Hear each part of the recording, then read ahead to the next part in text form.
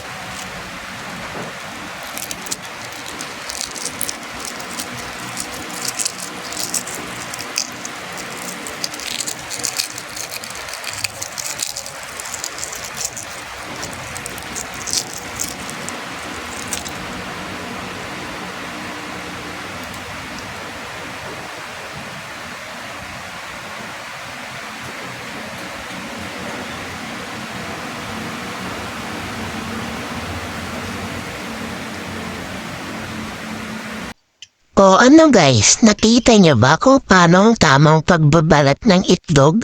O ayan, may natutunan na kayo sa akin ha.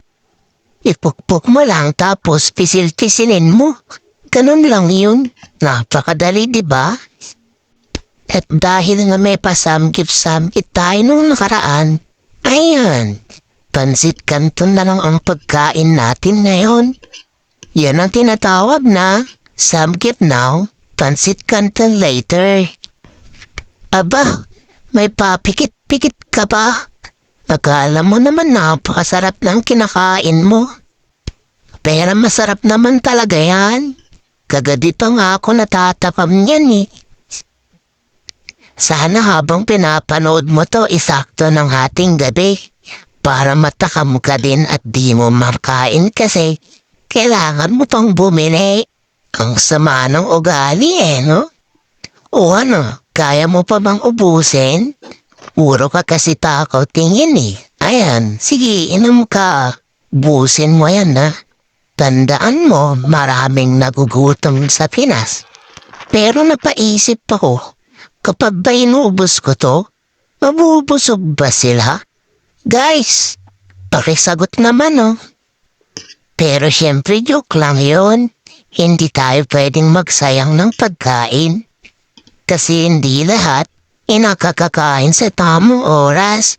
Napakaswerte nga natin eh. Kasi yung mga gusto natin kainin, nakakain natin. Kaya iwasan natin magsayang ng pagkain, guys. Dahil ang tira-tira natin ay pwede nang maging biyaya sa iba. Kaya ayan, kahit busog na ako, uubusin ko yan. Pero hindi ko napapakita sa inyo kung paano ko uubusin. Pero promise guys, uubusin ko yan. So paano? Hanggang dito na lang ulit. Maraming salamat sa panonood. Suportahan niyo po ako.